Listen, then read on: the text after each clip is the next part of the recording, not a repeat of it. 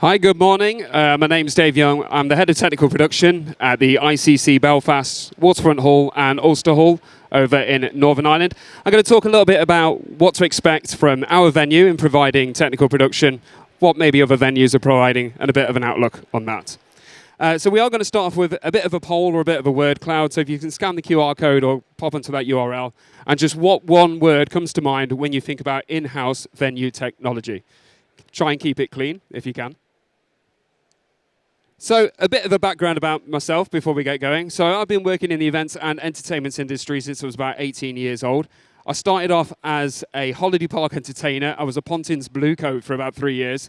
So I was the one looking after the kids or dressed up as a 7-foot crocodile walking around trying to entertain people on their holidays. Then I moved to North Wales at a venue called Venue Cymru, just on the top right-hand side there, a big conference venue and theatre. And that's where I started to see there was missed opportunities for in-house tech.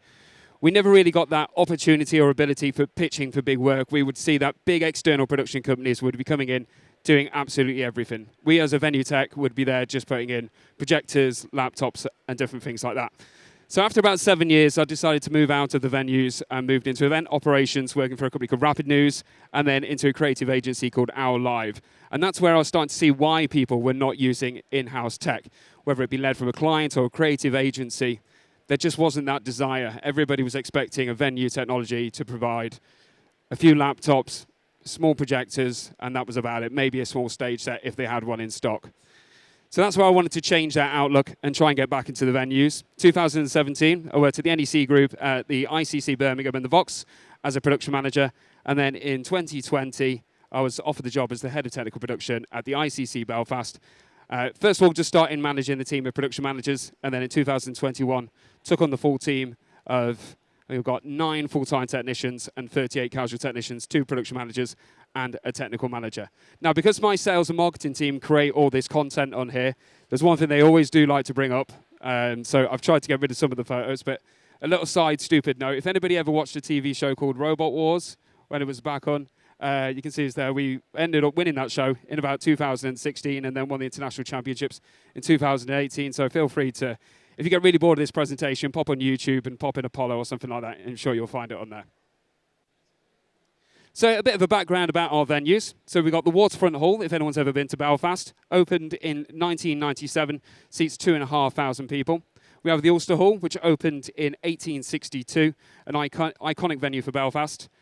Refurbished fully in 2019. It's claim to fame that if any Led Zeppelin fans are here in the audience here, they performed their iconic song Stairway to Heaven in that venue for the very first time. And then in 2016, we expanded and opened the ICC Belfast, which has got around about 7,000 square meters of event space across 20 different spaces. And we host around 200 events a year. And to borrow the title of a well-known leadership book, I'll start off with why. So the Waterfront Hall was originally built as a beacon of hope for Belfast, to try and bring 2 communities together through the Troubles. If anyone's been to Northern Ireland, you'll understand the history. And then in 2016, we undergo the £29.5 million redevelopment, expanding the facility. And this was all done with a KPI to try and bring people to Belfast and to Northern Ireland and show it's probably not what people remember in the news from about 20 years ago. It's this new, wonderful city, and to come over and experience Northern Ireland. So I moved over to Northern Ireland in 2020. With just, as I was saying, just a team of 2 production managers at the time.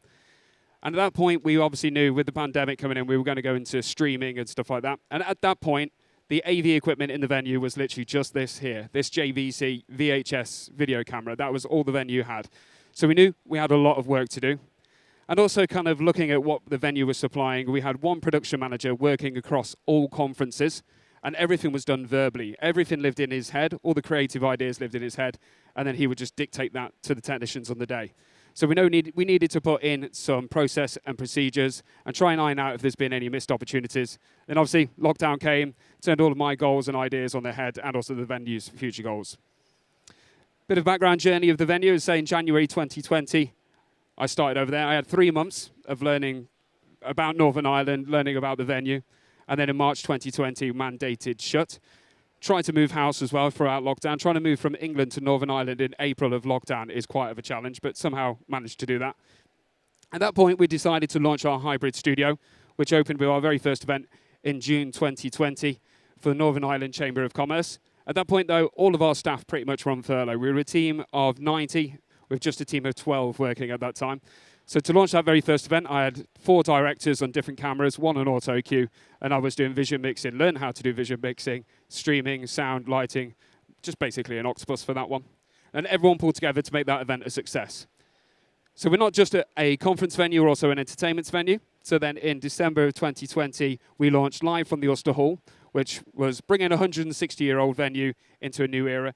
So it gave local artists a cheap opportunity to go on an iconic stage, use our ticketing system, and launch their bands throughout Christmas of 2020. The big challenge we faced there is, because it's a 160-year-old venue, it didn't actually have any internet.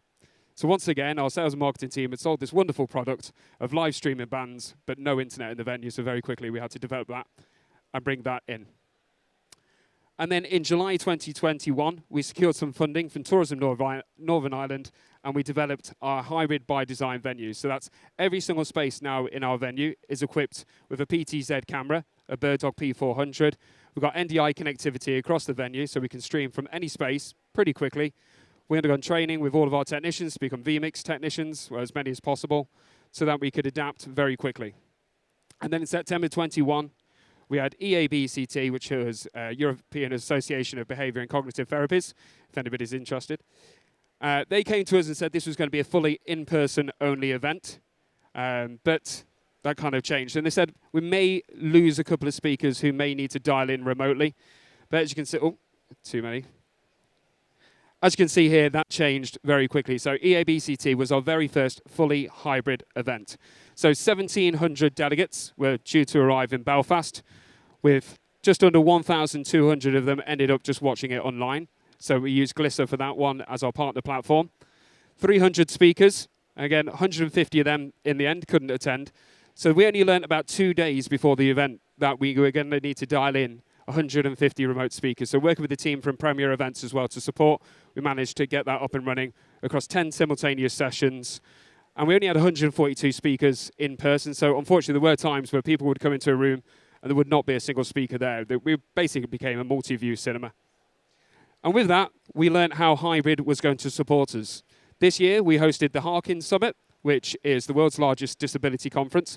Had to be a fully hybrid event and fully accessible. Very similar to setup to what we got here. We had live simultaneous translations using Wordly for both our in-person and online audience and allowing everybody to interact. And with that, we started to see the stats and how we could sell hybrid going forward. So just in 2021 alone, we had 50,000 online views of our footage, and 32% of that were outside the UK and Ireland. So we were putting Northern Ireland and Belfast on a global map. The support that we got from Tourism Northern Ireland said that we had to basically pay back all of that equipment within the first 3 years. Luckily for us, we managed to pay it back within 12 months. And then with that, we managed to win a couple of awards, the Event Technology Awards in 2020 and 2021. We let somebody else win it this year, for why not be greedy. And the Digital Event Awards, finalists in 21 and winners in 22. So I'm told, I don't remember, there's quite a lot of drinks that night. And what are we seeing as a venue? We're starting to see that, to be honest, live streaming is dying down. It may re-pick back up as a way, as it's kind of been a support for maybe COVID times or branching out. Maybe it's now becoming a cost of living support, something. So we may see it creep back up, but we're seeing less and less events. To be honest, we're seeing only about 2 of our events next year so far that want to do continuous live streaming. But they do want to capture the footage. They want to turn it into on-demand, resell it, give it to sponsors.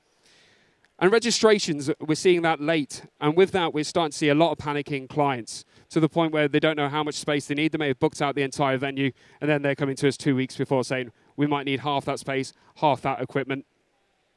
And also, what is hybrid going to be? Is it going to be a sustainable solution for the future? As I was saying earlier, is it going to be a cost of living support? Traveling to an event, especially coming over to Belfast, Northern Ireland, can be expensive. It can be quite cheap as well. It can be quite quick. It takes me about 45 minutes on a flight, but it gives that extra option. So I mentioned there about last-minute registrations. Here's a quick chart, probably hard to see from somebody at the back. This was an event that we held in 2022. This is the weeks building up to the event. This is the event week here. And that was their registrations and their trend on where they were seeing. And this we're starting to see, it's probably a worst-case scenario, but we are starting to see a similar trend across events here. So with 1,400 delegates registered, that's their total. You've seen About half of the registrations were done in the 2 weeks or the 1 week building up to the event. And how can an event manager or an organizer plan their event if they're seeing registrations that way?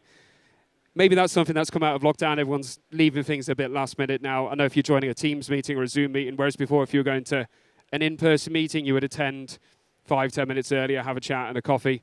Now I'm sure you're clicking that join button bang on the hour and not hanging around. And that causes everyone to join a bit last minute. And that's where we play to our strengths, because in-house tech can be great because we're already there. If you're using an external production company, I'm not saying don't use an external production company because I know they're using us here today and my microphone may turn off if I suggest that. But we're already there. So if you're working with an external production company, they need to load that equipment, especially if they're coming to Northern Ireland. It can take a bit of a while because of Brexit. I won't mention that anymore. But we're already there. So if it's on the shelf, if we're not hiring that equipment in, we can be dynamic and be flexible. If you don't need that equipment, we're not going to charge you that. We've got a dedicated in-house team. Most of our team have actually worked in the business for about 8+ years. So they've got great venue knowledge, great experience. We're budget friendly. We've got an ongoing investment in equipment. So with that, we're trying to avoid hiring equipment as much as possible. And with that, we've also changed the event packages. Prior to myself starting at the venue, you would literally just get rental, similar as you would do here. You pay your rental fee and you get an empty room. Whereas now you get a basic technical package included in your room, which is enough to get you going. And then if you want to uplift that, you can do. And also, the biggest thing that I want to do is to try and get rid of that term of in-house technology and turn it into an in-house production company. We've now got our own cameras. We've got an absent LED wall, which not many venues probably can boast that they've got. Brand new ULX radio mics, vMix trained staff. We've got production managers. We've got a team of stage managers who've then been working recently with the BBC to almost become floor managers. So if we are doing a hybrid event, they can direct your staff. There's one thing standing here talking to an audience like this, but if you've got cameras at the back of the room and most of your delegations online, you need to be able to address that camera as well. So we're trying to work with speakers and train them on that and just become an extension of your team, which I think leads us quite nicely into earlier. We did that quick survey in terms of what word comes to mind if you think of in-house technology. And that kind of sums it up, and that is the view that we got from when I was working at agency. If you're thinking of in-house technology, it's good to see it. It's basic, dated, average, just functional. It just gets you over the line. So that's what we're trying to change with becoming an in-house production company. I'm not saying everything's been great at the ICC Belfast, especially in the earlier this year in the first financial quarter. We had a bit of a rocky start. And with that, we learned it's because we were really, really rubbish at saying no. And I'm sure it's probably something that we're all the same in the industry, is you will always try and be dynamic, try and help a client out. But with this, we have learned that it is okay to say no. We'd have clients who would leave things last minute and beyond last minute. We had an event where they handed us 7 alterations to presentations and the speaker was already on the stage. And with that, there was issues and that client came back to us as the tech provider and we have to help them out financially with that. So at least we need to manage that expectation. If we're not saying no, we're at least saying, that's fine, but this is the cut-off date. If you are after that cut-off date, it is going to impact the delivery of your event. We're working with our clients to create clear guidance packages, offer clear, broken down technical packages for your hybrid, for your in-person experiences. Internally, we're creating sign-off sheets, so every technician is now responsible for their space. They will go in there, sign off everything, say it's been checked, it's adequately staffed, and the equipment's ready to go. Clients will also come round with us in the morning and sign off that they're happy, that it matches their brief. Same if there were techs we're working with an external production company, they'd get a crew pack explaining what's in each stage and what's expected from them. A bit of a background on each client. We're doing things like that as now with them. And also we've now got a portfolio guidance documents for clients. All client-facing documents explaining our hybrid offering, our in-room tech, what you're going to get if you're a remote dialer, the step-by-step stages. And also if you're a speaker coming in on site, we've got a guide literally from what's going to happen when you walk in the door and what your journey is going to be, from file naming conventions for speaker preview and how to combat that queue. And what are we looking at towards the future? So the first thing we want to do is work with clients to create a clear roadmap of what those expectations are, what those deadlines are, not just for them, just for us as well. So we can say X amount of weeks out from prior to the event, you're going to be getting this CAD plan. So many weeks from that, we expect this from you. We need these final numbers. And we're also trying to automate that process as well with our in-house systems to try and ensure clients get a nice, smooth experience. Trying to share that responsibility with the client as well, being adaptable to the change. We're looking at the registrations there from that event. So if somebody says we don't need that full venue anymore and we want to be dynamic and shrink that event, that's fine, we'll work with them. But then we tend to find, to be honest, about 2 weeks prior to the event, they need the full site once again. And also, how's 2023 looking for everyone? I've been talking to a lot of people here on the floor over the last couple of days, seeing how 2023 is looking. Events are happening next year. 100% are happening, and they're quite busy. But the trend is everyone seems to be spending a little bit less. So maybe that's, once again, another rise for in-house technology, because that tech's already there, and it could support you to reduce the budget. And I was the same mentioning earlier, a drop in the use of live stream, recording sessions, and now offering post-production. Whereas before, a PTZ camera at the back of the room would have been fine for a live stream. We're tending to see that clients, that just doesn't cut it anymore. They expect full production quality, so we're working with now our AV team to create a post-production suite, Mac suite, so we can do some video editing and offer a brand new service, so you've got a full production suite there at the ICC Belfast. That's pretty much from myself. We've got some Q&A, but I'd also be interested to hear what people, not so much a question, but if anybody, what would you expect from a venue? What should a venue tech be providing? Or what's your experience, good or bad, been with venues in the past? Brilliant. Thank you, Dave. Clearly lots of innovation going on there, and thanks for the Glisser plug as well. We've obviously got some questions here online, but any questions in the room first before we go to those?